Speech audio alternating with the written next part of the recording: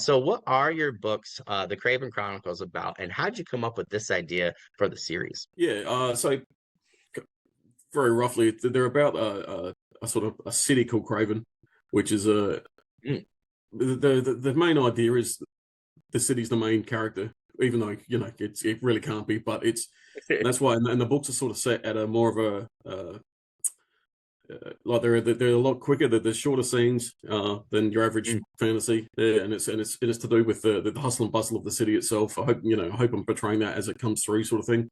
Yeah, yeah. But obviously, like any book, they're also focused around a core of main characters. And yeah, it's well, the first book is just of unfortunate events that happen to particular people and how they try and get their way out of it. To a varying level of degrees, and the second book is just basically a continuation with the characters, dealing with the ramifications of what happened in the first book, and with the central theme of the city being what it is, and hence the Kraven Chronicles. It's the city of Kraven itself is the central theme, I suppose.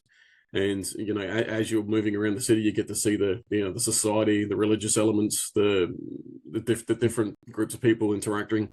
And yeah, we don't really move at all outside of the city in the two books. And yeah, I don't, all the feedback I've gotten, even writing myself, I don't feel that, you don't need the epic quest to go find the dragons, den and all that sort of thing. If there's enough story to be had there, do it there, I mean, yeah, Jim Butcher seems to do a pretty good job with just pretty Yeah. much being in Chicago, right? Like every once in a while they talk about him going somewhere, but for the most part, my friend, he's a huge urban fantasy geek. I love him. He's like, "Did you know?" I was like, "I don't know. Tell me what I don't know." He's like, 95% of these books, he's literally like in Chicago. He's like there, Yeah. the never of Chicago. But it never So feels claustrophobic or underdone. yeah, Yeah. yeah. And I've talked to a lot of people talking about that in a fantasy setting, right? Because I just discussed that earlier, and yeah, we discussed that, right? It's like urban fantasy has that, a lot of them have that typical like you're in this, particular city. My urban fantasy, my guy travels, right? Because it's like supernatural.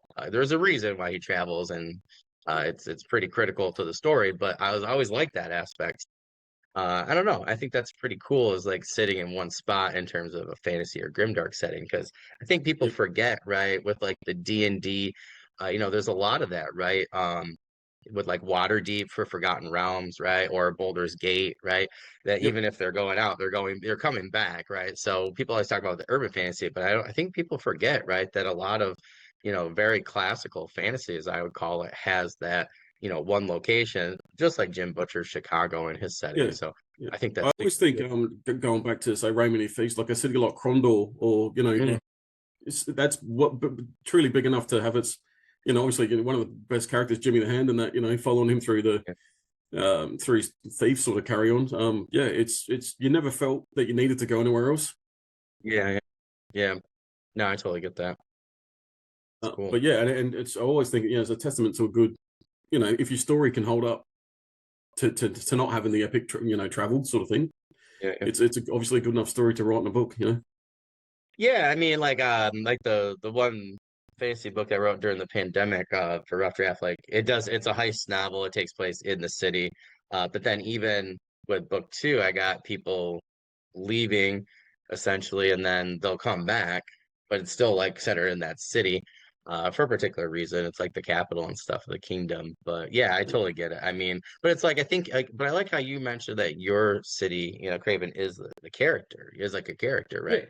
And Yeah. I think that's what makes the, fantasy and grimdark really cool is if you do get a really cool setting. I'm always trying to think of ways to improve my city in particular, right? So that way people do feel like it's a character because I think there's a lot of great fantasy, books and sci-fi books, right, where we really feel connected to that location. 100%. Coruscant's a good one in Star Wars, right? One of the main locations. So Tatooine obviously is always going to have a special significance, I think, with a lot of fans just because of a lot of the movies and TV shows and the books too. But yeah, I think that's cool.